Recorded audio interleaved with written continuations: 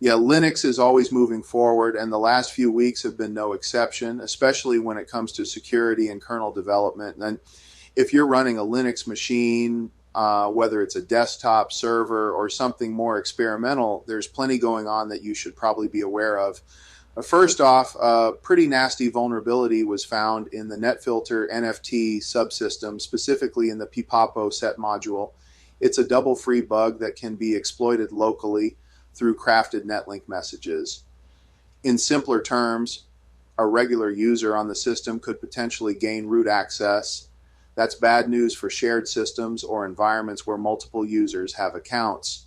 Thankfully, most major distros, Ubuntu, Debian, Fedora, Alpine, and others, have already pushed patches. If you haven't updated your kernel recently, now's a good time. Then there's the buzz around sudo. Two new CVEs were disclosed, one serious, one minor. The critical one, CVE 2025-32463, allows malicious users to manipulate terminal devices in a way that could let them escalate privileges. The sudo project patched it quickly with version 1.9.17p1, and Linux distributions responded just as fast. Again, update your packages, especially on production servers. Meanwhile, over on the kernel development side, things are heating up as the merge window for Linux 6.17 approaches. AMD is leading the charge with new attack vector controls, which are being upstreamed into the kernel's x86 branch. These new additions are designed to give the kernel more visibility and tighter control over speculative execution and potential attack surfaces, essentially a fresh defense layer for AMD CPUs. If they land in time, expect to see them baked into 6.17 later this month or early August.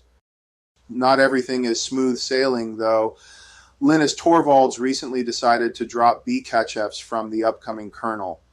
It's been a controversial move, mostly due to ongoing friction between the file system's maintainer and other kernel contributors.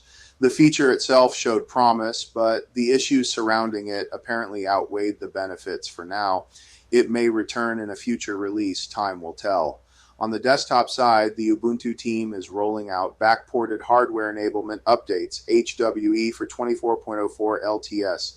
These updates bring in the Linux 6.14 kernel and Mesa 25.0.7, massively boosting GPU support, especially for newer AMD RDNA 4 and Intel Battlemage GPUs.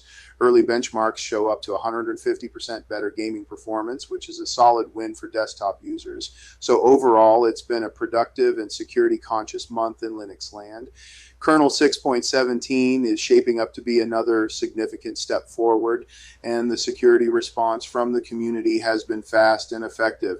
As always, stay patched, test your updates, and keep an eye on those merge windows. Linux never sleeps.